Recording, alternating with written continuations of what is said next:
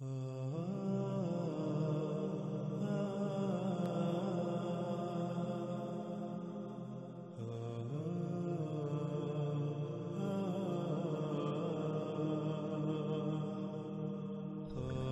گزشتہ ایک ساتھ میں قرآن سے مختلف پہلو سے واضح کیا جا چکا کہ ذوالقرنین سلیمان علیہ السلام تھے اور دنیا کی کوئی طاقت حق کا رد نہیں کر سکتی، لیکن اس کے باوجود ایک اور پہلو سے حق آپ پر کھول کر واضح کر دیتے ہیں۔ اللہ سبحانہ و تعالیٰ کا قرآن میں کہنا ہے کہ سلیمان کے لیے پگھلے ہوئے تانبے کا چشمہ بہایا گیا۔ اب سوال یہ پیدا ہوتا ہے کہ اللہ نے قرآن میں سلیمان کے لیے تانبے کا چشمہ بہانے کا ذکر تو کیا،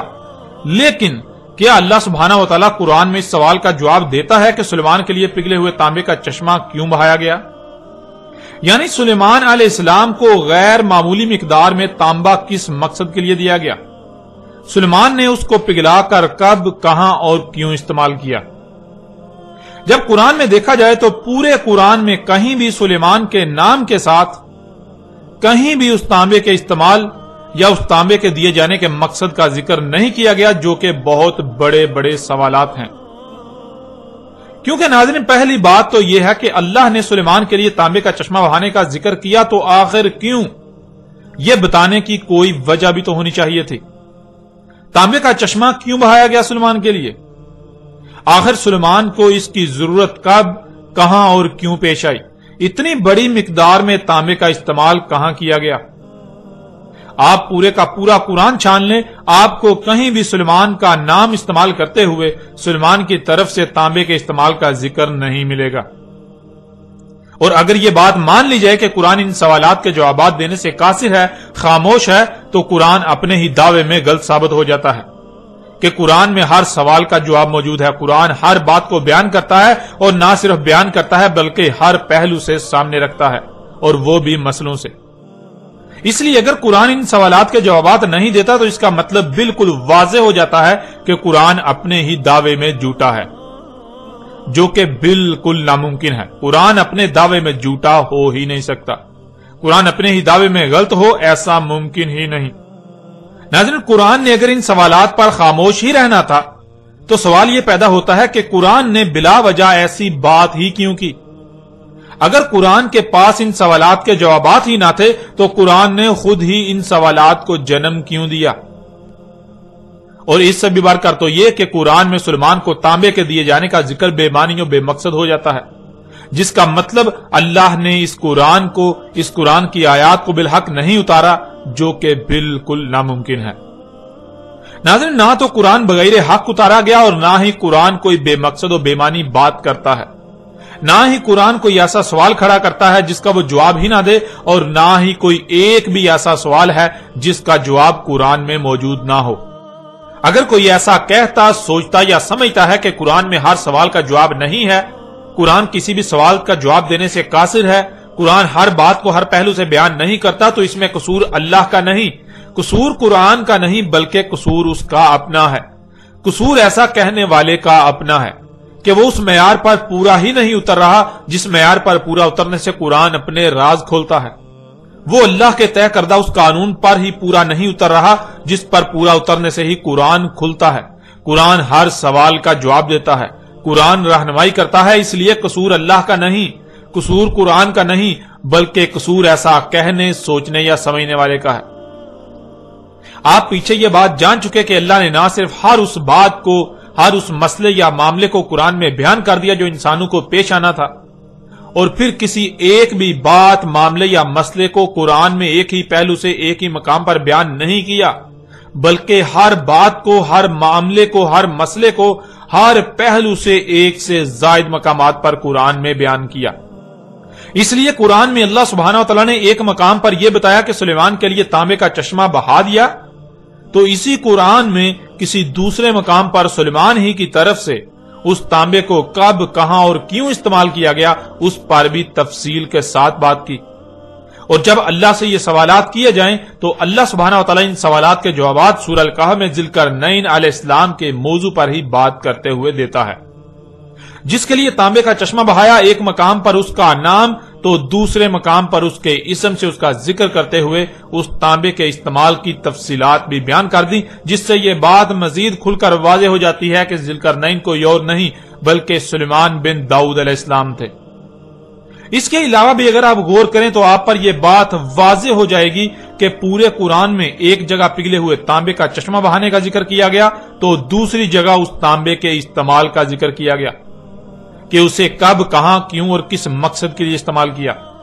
جس سے یہ بات بالکل واضح ہو جاتی ہے کہ جب تانبا سلیمان کو دیا گیا تو ظاہر ہے استعمال بھی سلیمان نے ہی کیا، یوں ذوالقرنین کوئی اور نہیں بلکہ اللہ کے نبی سلیمان علیہ السلام تھے۔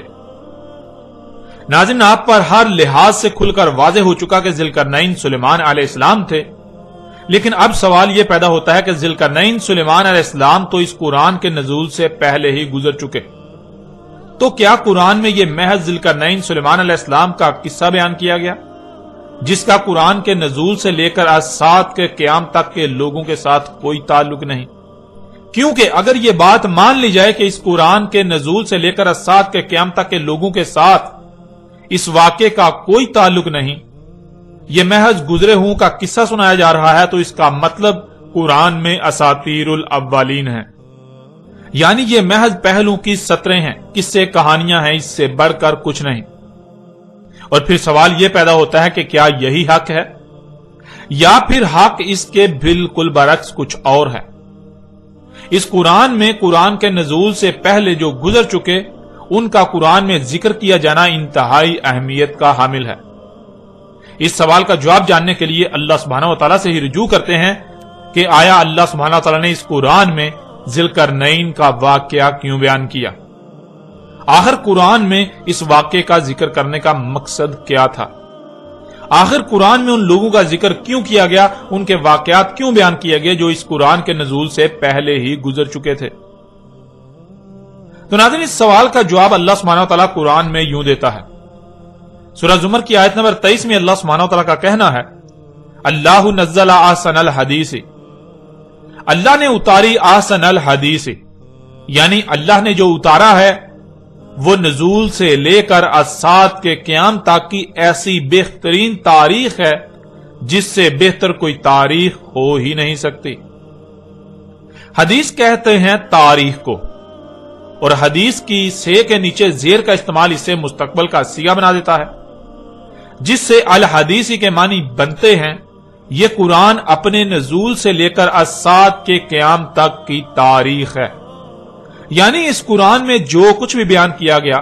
وہ قرآن کے نزول سے لے کر الساعۃ کے قیام تک جو کچھ بھی ہونا تھا وہ سب کا سب بیان کیا گیا۔ لیکن ناظرین، جب قرآن میں دیکھا جائے تو اس قرآن میں مستقبل کی بجائے زیادہ تر بات ماضی کی گئی، یعنی وہ جو اس قرآن کے نزول سے پہلے گزر چکے ان کا ذکر کیا گیا، جس سے یہ بات غلط ثابت ہو جاتی ہے کہ قرآن احسن الحدیث ہی ہے، یعنی یہ قرآن اپنے نزول سے لے کر الساعۃ کے قیام تک کی احسن تاریخ ہے۔ لیکن ناظرین، جب قرآن میں دیکھا جائے تو اس قرآن میں مستقبل کی بجائے زیادہ تر بات ماضی کی گئی، یعنی وہ جو اس قرآن کے نزول سے پہلے ہی گزر چکے ان کا ذکر کیا گیا، ان کے واقعات سنائے گئے، ان کے واقعات قرآن میں درج ہیں، جس سے یہ بات غلط ثابت ہو جاتی ہے کہ قرآن احسن الحدیث ہی ہے، یعنی یہ قرآن اپنے نزول سے لے کر الساعۃ کے قیام تک کی احسن تاریخ ہے، ایسی بہترین تاریخ جس سے بہتر کوئی تاریخ ہو ہی نہیں سکتی۔ قرآن کا یہ دعویٰ اس لیے غلط ثابت ہو جاتا ہے کیونکہ قرآن خود کو نزول سے لے کر الساعۃ کے قیام تک کی تاریخ بتا رہا ہے، لیکن جب قرآن میں دیکھا جائے تو اس میں تاریخ تو اس کے نزول سے پہلے گزر جانے والوں کی بیان کی گئی، جیسے کہ قوم نوح، قوم عاد، قوم سمود، قوم لوط، قوم شعیب اور آل فرعون وغیرہ کا ذکر، امت بنی اسرائیل وغیرہ کا ذکر اور ان رسولوں کا ذکر جو ماضی کا قصہ بن چکے۔ یعنی جب قرآن میں دیکھا جائے تو قرآن میں گزشتہ لوگوں کی تاریخ ملتی ہے جو ماضی کا قصہ بن چکے، لیکن اس کے بالکل برعکس قرآن کا یہ دعویٰ ہے کہ یہ قرآن کے نزول سے لے کر الساعۃ کے قیام تک کی تاریخ ہے۔ اب ناظرین، جب قرآن خود یہ دعویٰ کر رہا ہے کہ قرآن اپنے نزول سے لے کر الساعۃ کے قیام تک کی تاریخ ہے تو پھر قرآن غلط ہو ہی نہیں سکتا، بلکہ غلط تو وہ ہے جو ایسا سمجھ رہا ہے کہ قرآن میں مستقبل کی بجائے ماضی کی تاریخ بیان کی گئی، کیونکہ قرآن یہ بھی واضح کر دیتا ہے کہ اس قرآن میں اساطیر الاولین نہیں بلکہ مسئلیں بیان کی گئیں۔ اس قرآن میں جو کچھ بھی بیان کیا گیا، اس قرآن میں نزول سے لے کر الساعۃ کے قیام تک کی جو تاریخ بیان کی گئی وہ مسئلوں سے بیان کی گئی۔ وہ جو سلف ہو چکے ان کا ذکر نہیں کیا گیا، بلکہ ذکر تو قرآن کے نزول سے لے کر الساعۃ کے قیام تک جو کچھ بھی ہونا تھا اس کا کیا گیا، لیکن مسئلوں سے، جس کا ذکر اللہ سبحانہ و تعالی نے قرآن میں مختلف مقامات پر بھی کر دیا، جیسا کہ آپ ان آیات میں دیکھ سکتے ہیں۔ اس وقت سکرین پر آپ کو سورہ زخرف کی آیت نمبر 56 نظر آ رہی ہے، جس میں اللہ سبحانہ و تعالی کا کہنا ہے فَجَعَلْنَاهُمْ سَلَفًا وَمَثَلًا لِلْآخِرِينَ، پس کر دیا ہم نے انہیں سلفا، یعنی ایک ایک کو گزرے ہوئے کر دیا۔ جو دنیا میں آئے تھے اب گزرے ہوئے ہو چکے، اور جنہیں ایک ایک کو گزرے ہوئے کر دیا انہیں مثل کر دیا آخرین، یعنی بعد والوں کے لیے۔ ناظرین، یہاں سوال یہ پیدا ہوتا ہے کہ کن کو سلفا کر دیا، یعنی جو بھی دنیا میں آئے ان میں سے ایک ایک کو گزرا ہوا کر دیا، وہ کون ہیں، کن کو کر دیا؟ اس آیت کے آخر میں لفظ آخرین آیا ہے جو کہ اولین کی ضد ہے، جس سے یہ بات بالکل واضح ہو جاتی ہے کہ اولین کو سلفا کر دیا گیا۔ اس کے علاوہ بھی اگر آپ سورہ زخرف کی اس آیت سے پچھلی آیات کو دیکھیں تو آپ پر واضح ہو جائے گا کہ پیچھے اولین کا ہی ذکر کیا جا رہا ہے، یعنی اس قرآن کے نزول سے پہلے جو لوگ گزر چکے وہ نہ صرف گزر چکے بلکہ اللہ نے ان کو مثل کر دیا، کن کے لیے؟ اس قرآن کے نزول سے لے کر الساعۃ کے قیام تک آنے والوں کے لیے۔ اس آیت میں اللہ سبحانہ و تعالی نے یہ بات بالکل کھول کر اور دو ٹوک الفاظ میں واضح کر دی کہ اس قرآن کے نزول سے پہلے جو بھی دنیا میں آیا، خواہ وہ کوئی رسول تھا، امت تھی یا قوم، ایک ایک کو گزرے ہوئے کر دیا۔ اس قرآن کے نزول سے پہلے جو بھی دنیا میں آئے، جو اولین تھے ان کو گزرے ہوئے کر دیا، اور نہ صرف گزرے ہوئے کر دیا بلکہ انہیں مثل کر دیا آخرین، یعنی بعد والوں کے لیے، اس قرآن کے نزول سے لے کر الساعۃ کے قیام تک آنے والوں کے لیے۔ ناظرین، یہ وہ وجہ ہے جس وجہ سے اللہ سبحانہ و تعالی نے قرآن میں کئی مقامات پر یہ بات بار بار واضح کی اور ہر پہلو سے واضح کی کہ اس قرآن میں ہر شے کو مسئلوں سے بیان کر دیا گیا۔ اس قرآن میں مسئلیں بیان کی گئیں، نہ کہ اساطیر الاولین، جیسا کہ آپ سکرین پر نظر آنے والی آیات میں دیکھ سکتے ہیں۔ سورہ الاسراء کی آیت نمبر 99 میں اللہ سبحانہ وتعالی کا کہنا ہے وَلَقَدْ صَرَفْنَا لِلنَّاسِ فِي هَذَا الْقُرْآنِ مِنْ كُلِّ مَثَلٍ فَأَبَىٰ أَكْثَرُ النَّاسِ إِلَّا كُفُورًا، اور تحقیق کے، یعنی تم اپنی طرف سے پوری تحقیق کر لو، اپنے گوڑے دوڑا لو، جو کہا جا رہا ہے وہی تمہارے سامنے آئے گا، وہی حق ہے۔ ہم نے ہر پہلو سے، ہر لحاظ سے پھیر پھیر کر سامنے لے آئے، بیان کر دیا انسانوں کے لیے اس قرآن میں تمام کی تمام مسئلوں سے۔ پس انکار کر دیا انسانوں کی اکثریت نے، مگر اس لیے کہ جو کچھ بھی انہیں عطا کیا گیا وہ اس مقصد کے لیے استعمال ہی نہیں کرنا چاہتے جس مقصد کے لیے انہیں عطا کیا گیا، وہ اپنی خواہشات کی اتباع کرنا چاہتے ہیں۔ اس لیے انسانوں کی اکثریت نے اس بات کا انکار کر دیا کہ اللہ نے اس قرآن میں ہر شے کو مسئلوں سے بیان کر دیا۔ اس قرآن کے نزول سے لے کر الساعۃ کے قیام تک جو کچھ بھی ہونا تھا وہ سب کا سب ہر پہلو سے بیان کر دیا مسئلوں سے۔ اس بات کا انسانوں کی اکثریت نے انکار کر دیا۔ پھر آگے سورہ الکہف کی آیت نمبر 54 میں اللہ سبحانہ وتعالی کا کہنا ہے وَلَقَدْ صَرَفْنَا فِي هَذَا الْقُرْآنِ لِلنَّاسِ مِنْ كُلِّ مَثَلٍ وَكَانَ الْإِنسَانُ أَكْثَرَ شَيْءٍ جَدَلًا، اور تحقیق کے، یعنی تم اپنی طرف سے پوری تحقیق کر لو، تم اپنے گھوڑے دوڑا لو، جو کہا جا رہا ہے وہی تمہارے سامنے آئے گا اور وہی حق ہے۔ ہم نے ہر پہلو سے، ہر لحاظ سے پھیر پھیر کر سامنے لے آئے، بیان کر دیا انسانوں کے لیے اس قرآن میں تمام کی تمام مسئلوں سے، یعنی اس قرآن میں ماضی میں پیش آنے والے واقعات میں سے صرف ان کا ذکر کیا جو ہو بہو اس قرآن کے نزول سے لے کر الساعۃ کے قیام تک پیش آئیں گے۔ انسانوں کے ہر سوال کا جواب ہر پہلو سے، ہر لحاظ سے پھیر پھیر کر اس قرآن میں بیان کر دیا۔ قرآن کے نزول سے لے کر الساعۃ کے قیام تک انسانوں کو جب جب جو جیسے جیسے رہنمائی درکار تھی سب کا سب اس قرآن میں ہر پہلو سے پھیر پھیر کر تمہارے سامنے لے آئے۔ اور تھا انسان اکثریت معاملات میں جھگڑا کرنے والا، سو جھگڑا ہی کیا، یعنی قرآن کی بات تسلیم کرنے کی بجائے اپنی خواہشات و اپنے خود ساختہ الہوں کی باتوں کو قرآن پر ترجیح دی۔ جب بھی قرآن نے کسی معاملے میں رہنمائی کی تو اپنی بےہودہ دلیلوں کو قرآن پر پیش کیا اور قرآن کے مد مقابل اور اشیاء کو لا کھڑا کیا، وہ بات تسلیم نہ کی جو قرآن نے کی۔ ناظرین، ان آیات میں اللہ سبحانہ تعالیٰ نے یہ بات واضح کر دی کہ قرآن کے نزول سے لے کر اجساد کے قیام تک انسانوں کو جو معاملات بھی پیش آنے تھے ان کے ہر سوال کا جواب اسی قرآن میں بیان کر دیا۔ نہ صرف بیان کر دیا بلکہ پھیر پھیر کر ہر پہلو سے مسئلوں کے ساتھ بیان کر دیا، یعنی اس قرآن کے نزول سے لے کر اجساد کے قیام تک جو کچھ بھی ہونا تھا یا ہونا ہے اس سب کی تاریخ پہلے ہی لکھ دی اور مسئلوں سے لکھی گئی۔ مطلب یہ کہ آپ اس قرآن میں دیکھتے ہیں بار بار جگہ جگہ وہ لوگ جو گزر چکے ان کا ذکر آتا ہے، بہت سے واقعات کا ذکر آتا ہے جو ماضی میں ہو چکے، جس سے بظاہر ایسا لگتا ہے کہ قرآن گزرے ہوں کی کہانیاں سنا رہا ہے، قرآن ان لوگوں کے قصے سنا رہا ہے جو اس قرآن کے نزول سے پہلے ہی دنیا سے جا چکے، گزر چکے، لیکن وہ قصے کہانیاں نہیں ہیں،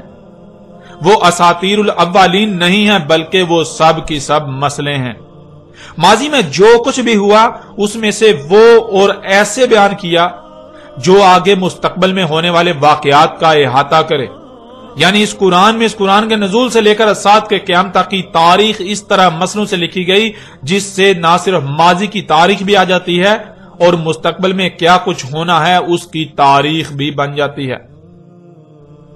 جہاں امت بنی اسرائیل کا ذکر کیا جا رہا ہے تو اگر اس سے مراد یہ لے لیا جائے کہ یہاں بنی اسرائیل کا ذکر کیا جا رہا ہے تو پھر جان لیں بنی اسرائیل تو گزر چکے، ماضی کا قصہ بن چکے، تو اس کا مطلب یہ ہوگا کہ قرآن بنی اسرائیل کی کہانی سنا رہا ہے، بنی اسرائیل کا واقعہ سنا رہا ہے۔ یوں قرآن میں بنی اسرائیل سے متعلق جو کچھ بھی آیا ہے وہ محض چند سطور کے علاوہ کچھ نہیں، جنہیں عربی میں اساطیر الاولین کہا جائے گا۔ لیکن قرآن خود یہ کہہ رہا ہے کہ اس قرآن میں اساطیر الاولین نہیں بلکہ مسئلے ہیں، مطلب اصل میں ذکر بنی اسرائیل کا نہیں بلکہ موجودہ امت کا کیا جا رہا ہے، لیکن مسئلوں سے۔ اس کے بہت سے فائدے ہیں، یعنی قرآن میں اس طرح بیان کرنے کے، اس طرح بات کرنے کے بہت سے فائدے ہیں۔ ایک تو یہ کہ اس طرح نہ صرف اصل مقصد مستقبل کی تاریخ بن گئی، دوسرا بنی اسرائیل یعنی ماضی کی تاریخ بھی لکھی گئی۔ تیسرا یہ کہ قرآن جو بار بار غور و فکر کا کہتا ہے، جو غور و فکر نہیں کریں گے وہ اسی کے ذریعے گمراہی کا شکار ہوں گے، وہ یہی سمجھیں گے کہ یہ بنی اسرائیل کی کہانی سنائی جا رہی ہے، یہ اساطیر الاولین ہیں، یہ جو اولین ہیں ان کی محض سطریں ہیں، اور جو غور و فکر کریں گے، جو غور و فکر کرنے والے ہیں وہ اس سے ہدایت پائیں گے، ان پر واضح ہو جائے گا کہ یہ اساطیر الاولین نہیں بلکہ مسئلے ہیں۔ قرآن میں جہاں جہاں گزشتہ لوگوں کا ذکر کیا گیا اصل میں وہاں ان کا ذکر نہیں بلکہ موجودہ لوگوں کا ذکر ہے، ان کی تاریخ لکھی گئی۔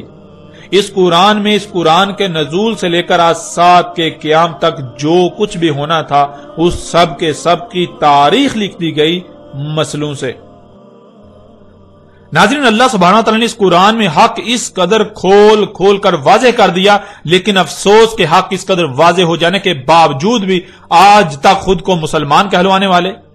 خود کو اس قرآن کے اہل کہلوانے والے یہی کہتے سمجھتے لکھتے اور سناتے آئے کہ اس قرآن میں اساطیر الاولین ہیں، یعنی اس قرآن میں اس کے نزول سے پہلے کے لوگوں کے بارے میں جو کچھ بھی لکھا ہوا ہے وہ سب کے سب ان کے قصے و کہانیاں سنائی جا رہی ہیں، جن کا قرآن کے نزول سے لے کر اجساد کے قیام تک کے لوگوں کے ساتھ کوئی تعلق نہیں سوائے ان کو ان کی کہانیاں سنائے جانے کے۔ اور اسی بات کو اللہ سبحانہ و تعالی نے آج سے 14 صدیاں قبل ہی اس قرآن میں بھی آیات کی صورت میں اتار دیا تھا، یعنی یہ جو انسانوں نے کیا، یہ خود کو مسلمانوں والوں نے جو کیا، اس کی تاریخ بھی اللہ سبحانہ و تعالی نے آج سے 14 صدیاں قبل ہی اسی قرآن میں اتار دی تھی، جیسا کہ آپ سکرین پر آیات کو دیکھ رہے ہیں۔ سورہ القلم کی آیت نمبر 15 اور المطففین کی آیت نمبر 13 میں اللہ سبحانہ تعالیٰ کا کہنا ہے، اذا تتلی علیہ آیاتنا قال اساطیر الاولین، जब तिलावा की जाती हैं उस पर हमारी आयात, यानी जब इंसान पर अल्लाह के भेजे हुए अल्लाह के रसूल की तरफ से अल्लाह की आयात तिलावा की जाती हैं, अल्लाह की आयात को बयान किया जाता है, खोल खोल कर तरतीब के साथ वाज़ेह किया जाता है, तो आगे से इंसान का जवाब यह होता है, इंसान कहता है असातीरुल अव्वालीन, ये असातीरुल अव्वालीन है, यानी ये जो कुछ भी कुरान में गुज़श्ता लोगों के बारे में आया है ये तो महज पहलू की सतरें हैं, इससे बढ़कर कुछ नहीं। ये तो उनके किस्से कहानियां, उनके वाकयात सुनाए जा रहे हैं जिनका मौजूदा इंसानों के साथ कोई ताल्लुक नहीं।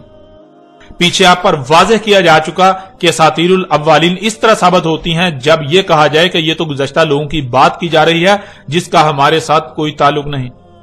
और यही मौजूदा इंसानों का कहना है जो आज तक कहते आए और कह रहे हैं, जो कुरान पर ईमान रखने के दावेदार हैं। और मजीद क्या कहते हैं यह भी अल्लाह सुब्हानहू व तआला ने कुरान में बयान कर दिया, लक़द वअदना हाज़ा नहनु व आबाउना मिन क़ब्लु इन हाज़ा इल्ला असातीरुल अव्वालीन। तहकीक यानी इंसान कह रहे हैं, इंसानों का कहना है कि तुम अपनी तहकीक कर लो, तुम्हारे सामने यही बात आएगी। वादा है हमारा, ये हम और हमारे आबाओ अजदाद इससे पहले नहीं है मगर ये असातीरुल अव्वालीन, यानी ये हमारा वादा है, तुम अपनी तहकीक कर लो, तुम्हारे सामने यही आएगा। हम यानी मौजूदा वो लोग जो कुरान की तर्जमानी के दावेदार हैं, जो उलमा व मुफस्सर हैं, और जो हमारे आबाओ अजदाद यानी जो हमसे पहले गुजर चुके, जिन्होंने कुरान की तफासीर लिखी, तुम्हें इसके सिवा और कोई बात नहीं मिलेगी कि ये जो कुछ भी है ये महज उनकी सतरें यानी महज किस्से और कहानियां हैं जो कुरान के नजूल से पहले गुजर चुके। ये मसले नहीं हैं, ये असातीरुल अव्वालीन हैं। इस तरह आप अगली आयत में देखें, वाइजा कीला लहुम माज़ा अंज़ला रब्बुकुम कालू असातीरुल अव्वालीन। और जब कहा जाता है उनको क्या है जो उतारा था तुम्हारे रब ने, आगे से जवाब दे रहे हैं असातीरुल अव्वालीन। यानी जब इनको यह कहा जाता है, इनसे यह पूछा जाता है कि बताओ इस कुरान में अल्लाह ने क्या उतारा, ये जो कौमे नू के वाकयात हैं, ये जो कौमे आद के वाकयात हैं, ये जो कौमे समूद के वाकयात हैं, ये जो कौमे शुएब, कौमे लूत, आले फिरौन वगैरह के वाकयात हैं, बनी इसराइल का जिक्र किया गया। यानी कुरान में जो गुज़श्ता हलाक शुदा अक़वाम, गुज़श्ता लोगों का जिक्र किया गया, इस कुरान के नज़ूल से पहले के लोगों का जिक्र किया गया, ये सब का सब क्या है? तो आगे से इनकी तरफ से यही जवाब आएगा, ये यही कह रहे हैं कि ये असातीरुल अव्वलीन हैं, ये तो पहले लोगों की महज सतूर हैं, उससे बढ़कर कुछ नहीं, ये तो उनके किस्से और कहानियां हैं। फिर इस तरह अगली आयत में देखें, सूरह अनफाल की आयत नंबर 13, वाइज़ तुतला अलैहिम आयातुना कालू कद सामिअना लौ नशाउ लकुलना मिस्ला हाज़ा इन हाज़ा इल्ला असातीरुल अव्वलीन। और जब हमारा भेजा हुआ रसूल तिलावा कर रहा है इन पर हमारी आयात, यानी हमारी आयात को खोल खोल कर वाज़ेह कर रहा है, तो आगे से इनका यह रद्द-ए-अमल आता है, तहकीक सुन चुके हम, अगर हमारा कानून होता यानी अगर यही दीन होता हमारे नजदीक, तो हम इसके लिए यानी दीन के लिए बिल्कुल ऐसे ही कहते जो तुम कह रहे हो। यानी हमारे नजदीक दीन ये नहीं है जिसे तू दीन कह रहा है, अगर हम भी उसे ही दीन समझते जिसे तू दीन कह रहा है, तो हम भी यही सब कहते जो तू कह रहा है कि ये मसले हैं। नहीं है ये मगर असातीरुल अव्वलीन, यानी ये कुरान में जो कुछ भी गुज़श्ता लोगों के बारे में आया है इसका हमारे साथ कोई ताल्लुक नहीं, ये दीन नहीं है, ये तो महज अव्वलीन की सतरें हैं, ये तो कुरान के नज़ूल से पहले जो लोग गुजर चुके उनके किस्से और कहानियां हैं, उनसे बढ़कर कुछ नहीं। नाज़रीन, आप पर यह बात बिल्कुल खोलकर वाज़ेह हो चुकी कि अल्लाह सुब्हानहू व तआला ने असातीरुल अव्वलीन नहीं बल्कि इस कुरान में मसलों से, इस कुरान के नज़ूल से लेकर सात के क़याम तक की तारीख बयान की। आप हर लिहाज से बिल्कुल वाज़ेह तौर पर यह जान चुके हैं कि इस कुरान में असातीरुल अव्वलीन नहीं है बल्कि मसले हैं। जहां कौमे नू का जिक्र किया जा रहा है तो वो असल में कौमे नू नहीं बल्कि मौजूदा कौम यानी दुनिया में आबाद मौजूदा लोग हैं जिनका जिक्र किया जा रहा है कौमे नू की मसल से, क्योंकि कौमे नू तो अव्वलीन में से थी। اولین کو سلف کر دیا گیا، اور نہ صرف سلف یعنی گزرے ہوئے کر دیا گیا بلکہ انہیں مسل کر دیا گیا آخرین یعنی بعد والوں کے لیے۔ جہاں قوم نوح کے الفاظ آئے ہیں تو وہاں اصل میں ذکر ان کی مسل موجودہ قوم کا ہے۔ اسی طرح قرآن میں جہاں جہاں اولین کا ذکر آیا ہے تو وہاں اصل میں ان کا ذکر نہیں، قوم عاد، قوم سمود، قوم لوط، قوم شعیب یا آل فرعون کا ذکر نہیں، امت بنی اسرائیل کا ذکر نہیں، بلکہ وہ تو تمہاری ہی تاریخ بیان کر دی گئی تھی مگر مسلوں سے۔ جہاں جہاں امت بنی اسرائیل کا ذکر آتا ہے تو وہاں اصل میں بنی اسرائیل کا ذکر نہیں کیا جا رہا، بلکہ بنی اسرائیل کو تو سلف یعنی گزرے ہوئے کر دیا گیا، اور انہیں نہ صرف گزرے ہوئے کر دیا بلکہ مسل کر دیا بعد والوں کے لیے۔ تو ذرا غور کرے، امت بنی اسرائیل تو سلف ہو چکی، اور ان کی مسل کون سی امت ہے؟ ان کے بعد کون سی امت آئی؟ ان کے بعد کون ہیں جنہیں امت بنایا گیا؟ جو ان کے بعد والی امت ہے۔ ناظرین، جن کو سلف یعنی گزرے ہوئے کر دیا، ان کو صرف گزرے ہوئے نہیں بلکہ مسل کر دیا بعد والوں کے لیے، یعنی جو بھی اس قرآن کے نزول سے پہلے اس دنیا میں آئے وہ نہ صرف گزرے ہوئے ہو گئے بلکہ انہیں مسل کر دیا اس قرآن کے نزول سے لے کر آسات کے قیام تک کے لوگوں کے لیے۔ اس لیے اس قرآن میں جہاں بھی گزشتہ ہلاک شدہ لوگوں کا ذکر ہو رہا ہو، اس قرآن میں جہاں بھی گزشتہ لوگوں کا ذکر کیا جا رہا ہو، وہ اصل میں ان کا ذکر نہیں ہے۔ وہ اصل میں ان کا ذکر کر کے آپ کو ان کے قصے کہانیاں سنانا مقصد نہیں ہے،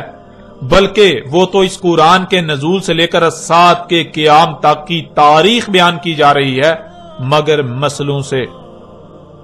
اصل میں ذکر گزرے ہوں کا نہیں بلکہ بعد والوں کا کیا گیا۔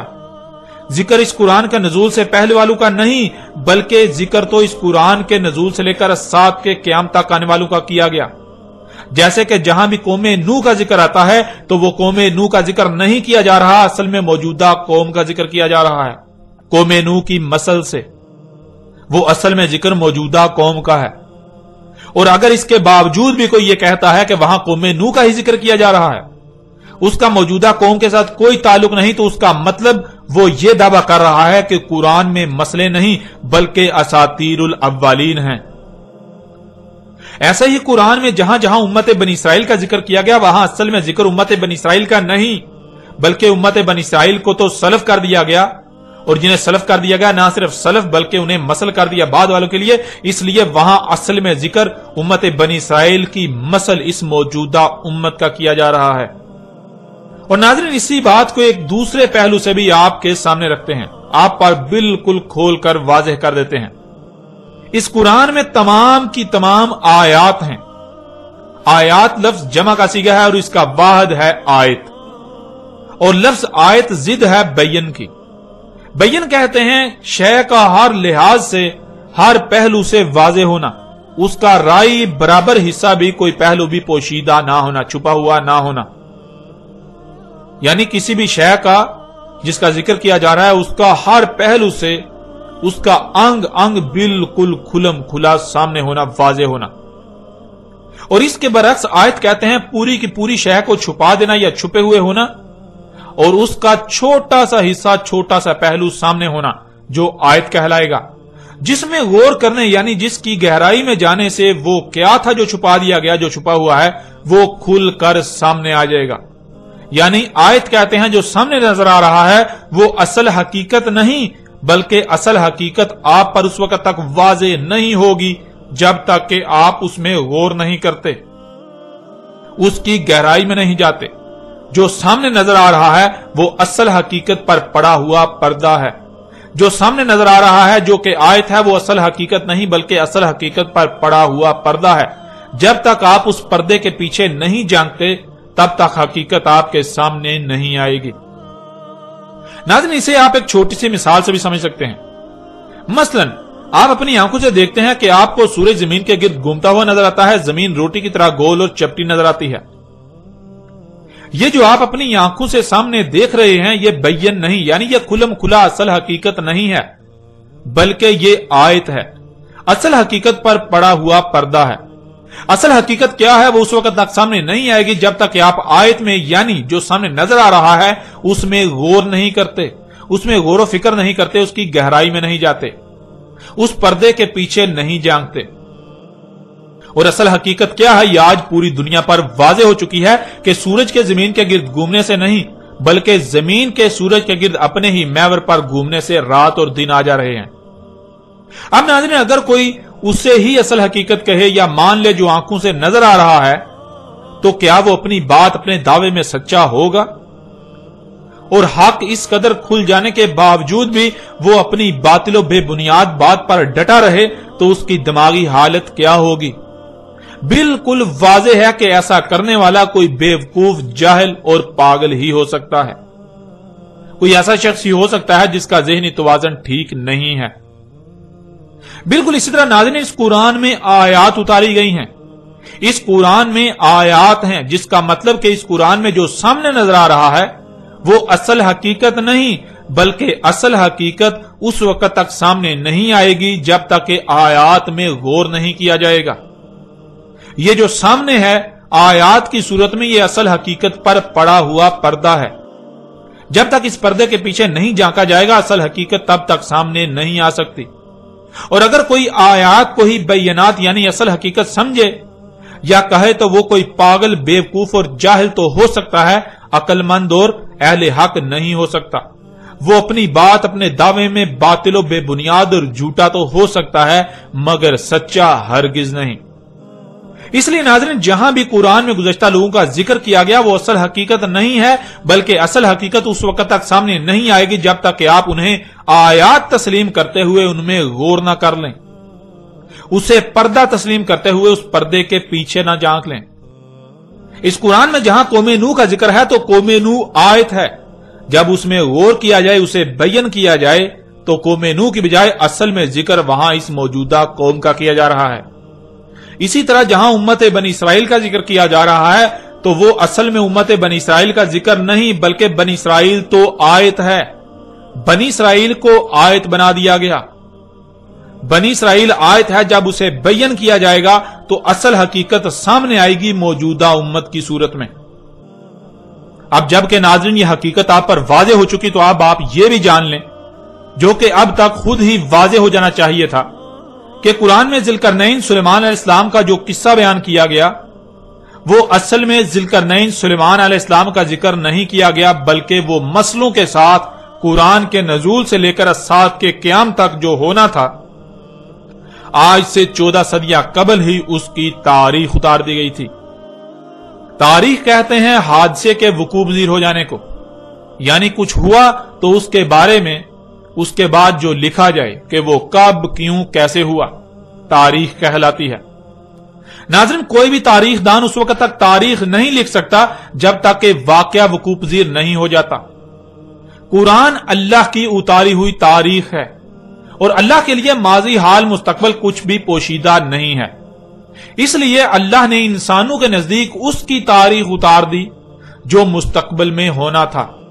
یعنی جو انسانوں کے نزدیک مستقبل تھا اللہ نے آج سے 14 صدیاں قبل ہی اس کی تاریخ اتار دی۔ ناظرین، قرآن میں ذوالقرنین سلیمان علیہ السلام کا ذکر کیا جانا کہ اسے پوری زمین میں مکن دیا گیا، اس وقت علاقائی حکومتوں کے ساتھ ساتھ عالمی حکومت بھی قائم تھی جو کہ سلیمان علیہ السلام کی تھی، یعنی پوری دنیا میں علاقائی حکومتوں کو سلیمان علیہ السلام کنٹرول کرتے تھے، پوری دنیا کی حکومتیں سلیمان علیہ السلام کے تابع تھیں۔ تو ایسے ہی قرآن کے نزول سے لے کر الساعت کے قیام تک ہونا تھا۔ ایک وقت ایسا آنا تھا جب دنیا میں ایسا ہونا تھا جس کی تاریخ اللہ سبحانہ تعالی نے آج سے 14 صدیاں قبل ہی اتار دی تھی،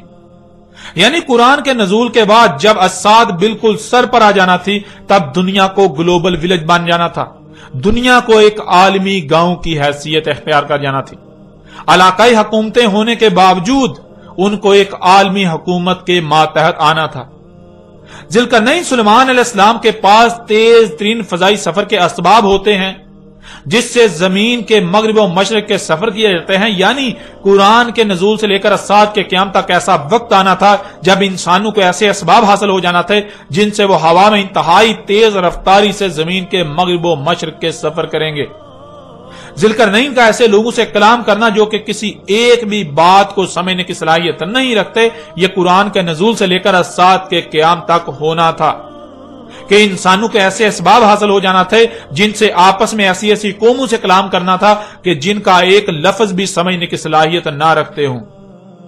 تماثیل بنانا تھی، یعنی وہ جو گزشتہ ہلاک شدہ اقوام نے خلق کیا تھا بالکل وہی قرآن کے نزول سے لے کر الساعۃ کے قیام تک ایسا وقت آنا تھا کہ جب ایسا سب کچھ خلق کیا جانا تھا۔ تماثیل خلق کی جانی تھی، بلند و بانگ رواسیات خلق کرنا تھی، یعنی بلند و بانگ چوٹیاں جو کہ عمارتیں ہیں وہ خلق کرنا تھی، انتہائی تباہ کن اسلحہ خلق کرنا تھا، طرح طرح کے اسباب خلق کرنے تھے جو گزشتہ ہلاک شدہ اقوام نے خلق کیا تھا۔ ذوالقرنین نے مغرب کا سفر کیا، وہاں پہنچا جہاں خشکی ختم اور آگے سمندر ہی سمندر ہے، جہاں سے سورج گرم پانیوں میں ڈوبتا ہوا نظر آتا ہے۔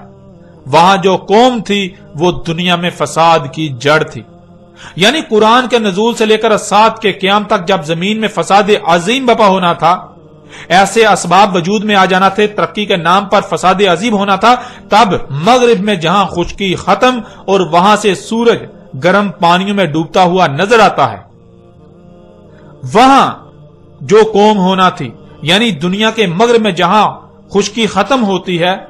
تو آخری جو خشکی کا مقام ہے، وہاں جو قوم ہونا تھی اس قوم نے زمین میں فساد کی بنیاد، فساد کی جڑ ہونا تھا۔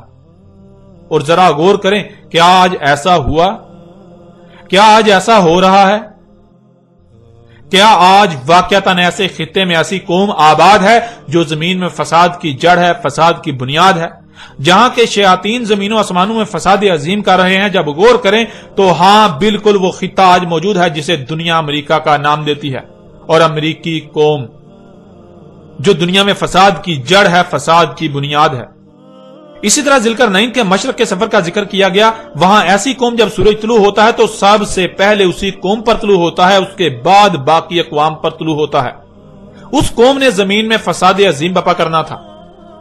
اور آج وہ قوم موجود ہے جسے چینی اور جاپانی قوم کہا جاتا ہے۔ یہی وہ قوم ہے مشرق کی جانب کہ جب سورج طلوع ہوتا ہے تو سب سے پہلے اسی قوم پر طلوع ہوتا ہے، اس کے بعد باقی اقوام پر طلوع ہوتا ہے۔ اسی طرح تیسرا سفر جو مغرب و مشرق کے درمیان تھا، وہاں جو خطہ ہے اس خطے میں قرآن کے نزول سے لے کر الساعۃ کے قیام تک ایسی قوم نے آنا تھا جس نے زمین میں تباہی مچانا تھی، فساد کرنا تھا، لوگوں کے اموال لوٹنا تھے، اور وہ خطہ یورپ اور روس کا خطہ بنتا ہے۔ اور آج بالکل یہ قوم بھی فساد کر رہی ہے، پوری دنیا کے وسائل لوٹ رہی ہے۔ مغرب و مشرق میں جن اقوام کا ذکر کیا گیا یہ موجودہ دور کی تاریخ بیان کی گئی تھی۔